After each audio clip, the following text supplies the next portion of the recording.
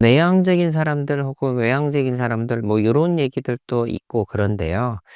일단은 이 정신과에서 이런 얘기들은 전체적으로는 바이오 사이코 소셜한 모델을 많이 얘기합니다. 사람이 살아가는 거는 결국 생물학적인 나 자신 바이오, 그다음에 머리의 어떤 정서적인 심리적인 요런 부분이 사이코라고 하고, 소셜은 사회적인 관계 이런 부분들입니다.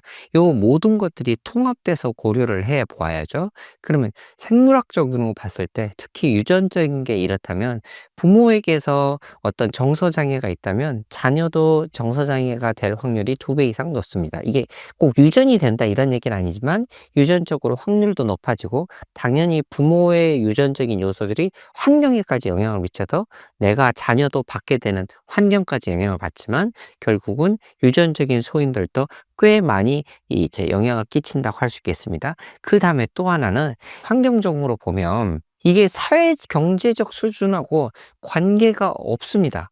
그러니까 부자라고 안 걸리는 게 아니고 가난하다고 더 많이 걸리는 건 아닙니다. 대신에 이게 교과서적인 얘기입니다.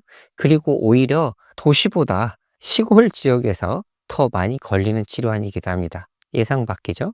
그래서 인제 이런 경우는 어쩌면 어떤 이런 게 환경적인 사회적인 관계 문제에서 일어나지 않을까 싶기도 하고, 어떤 사회적인 기본적인 인프라 이런 구조들이 잘 갖춰지지 않았기 때문에 그럴 수도 있고, 어느 날 명절이 아닐 때 시골을 가 봤더니 정말 촌에 갔더니 쓸쓸함이 좀 느껴지는 경우들이 있더라고요. 요런 부분들도 어떤 영향을 끼치지 않을까 싶은데, 반면에 노년기는 우리나라에서 노년층의 우울증은 굉장히 높거든요.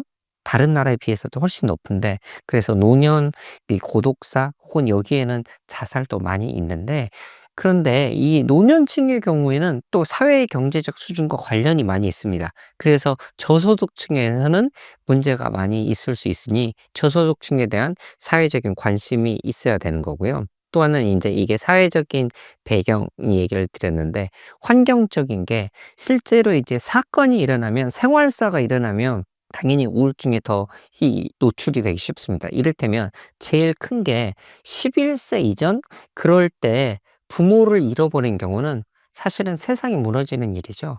어린아이한테 부모는 하늘과 땅, 세상의 전부일 텐데, 이게 없어져 버리니, 기반이 없어져 버리니까 부모를 잃어버렸다는 거는 이 사람이 평생 살아가는 데 있어서 우울증에 노출될 수 있는 위험성이 높아지죠.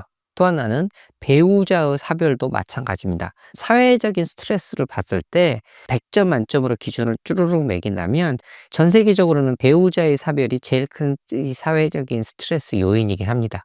그런데 요즘은 바뀌었을지 모르지만 우리나라는 남편 없이 살아도 자식 없이 못 산다고 자녀의 죽음이 1 등이긴 합니다, 우리나라는. 과거에는 그랬습니다. 어쨌든 그러면 다시 11세 이전의 부모의 상실, 그다음에 배우자의 상실, 또 나중에는 실직의 경우도 3배 이상 우울증에 걸릴 이게 높아집니다. 그러면 제가 지금 생물학적인 거, 사회적인 요소들 얘기 드렸는데, 또 그렇다고 부모 없다고 혹은 직장에서 잃었다고 다 우울증에 걸리는 건 아니잖아요. 그럼 뭐가 이런 사람들을 취약하게 할까? 이런 걸 따져 봤을 때는 결국은 그 우리 11세 이전은 노출된다고 많이 됐는데, 11세 이전에 노출됐더라도 만약에 주변에서 아주 잘 보듬어 줄 수 있는 친척들 이런 게 형성이 됐다면, 사회적인 지지가 이렇게 형성이 됐다면, 할아버지 할머니가 잘 돌봐줄 수 있다면 그런 위험에 노출될 게 적겠죠.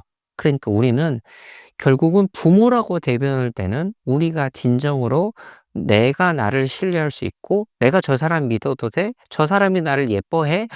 너 예쁘다. 귀엽다. 착하다. 어우 너무 너 왜 이렇게 잘하니?'라고 했을 때 그런 거를 받아들이는 게 결국은 '아 나는 사랑받을 만한 존재이구나.'라는 거를 느끼게 됩니다. 그러면 그게 바로 나 자신에 대한 자신감, 신뢰감, 나 자아 정체감이죠.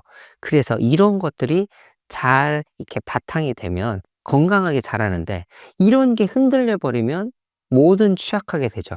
게다가 아주 큰 정신적인 외상을 받는 스트레스 사건을 겪게 되면 그런 것들이 이제 건강하다면 이걸 지나갈 수 있는데 건강하지 못한다면 요 사건에 노출을 됐을 때 또 무너지게 되죠. 그런 다음에 성격적인 부분들도 이제 자기 자신을 공격하는 요런 경우들에 있어서는 이런 경우에 있어서는 남 탓을 하는 약간의 편집적인 요런 거보다는 강박적으로 나를 탓을 하게 되면서 요런 경우들에는 좀 더 우울증에 걸릴 확률이 높긴 합니다. 결국 나 자신에 대한 것들이 많이 무너졌고 외부적인 트라우마를 겪게 되고 이런 게 성격적으로 연결이 되면서 그렇다면 자꾸 이제 우울증에 걸릴 확률들이 높아지는 거죠.